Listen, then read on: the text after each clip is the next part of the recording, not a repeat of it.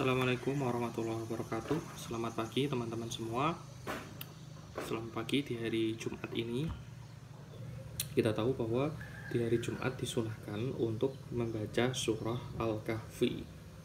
Pertanyaannya, kenapa seolah ya Rasulullah itu senang, suka untuk membaca, untuk qiraah surah Al-Kahfi?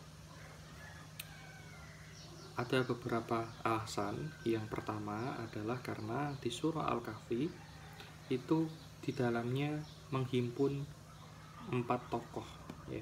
Kalau teman-teman baca surah Al-Kahfi, di dalamnya itu ada sosok 4 tokoh yang sangat mewakili hal yang bagus, mewakili kebaikan. Yang pertama ada yang disebut atau dipanggil sebagai Ashabul Kahfi.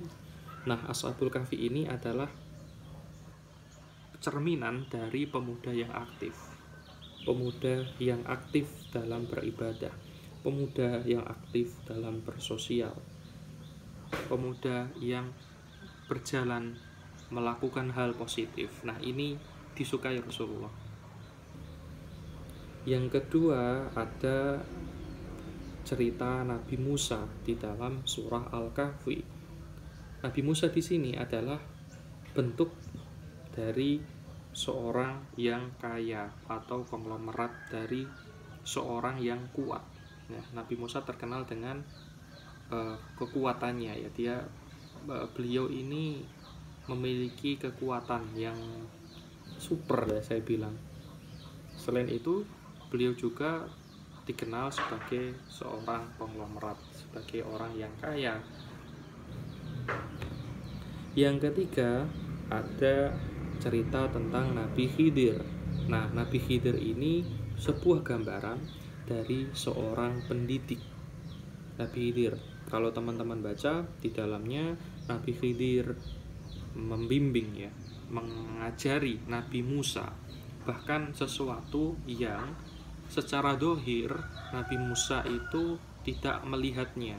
Nah, diajarkanlah oleh Nabi Khidir. Nah, inilah gambaran seorang pendidik yang sabar.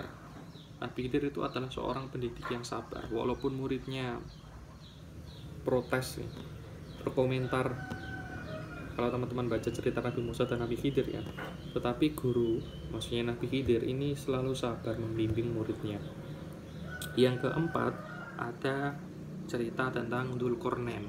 Nah, Dzulqarnain ini adalah bentuk dari seorang pejabat yang jujur, pejabat yang sangat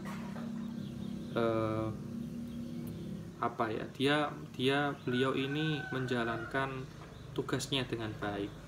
Nah, itulah ada 4 tokoh yang terdapat di dalam surah Al-Kahfi, yang di dalamnya sebuah bentuk atau penggambaran seorang tokoh yang baik dalam masing-masing perannya, mulai dari Ashabul Kahfi, seorang pemuda yang aktif, lalu Nabi Musa, seorang yang konglomerat yang punya kekuatan, maksudnya badannya kuat tapi dalam kebaikan.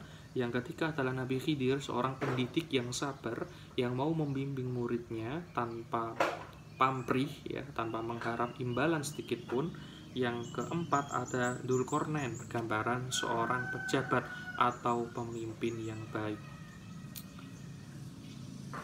Mari kita sama-sama membaca surah Al-Kahfi di hari Jumat ini, dan semoga kita mendapat keberkahan dari bacaan surah Al-Kahfi tersebut. Terima kasih, semoga dapat memotivasi kita ya untuk selalu semangat di dalam menjalankan ibadah. Akhir kata, wallahu a'lam bishawab. Assalamualaikum warahmatullahi wabarakatuh.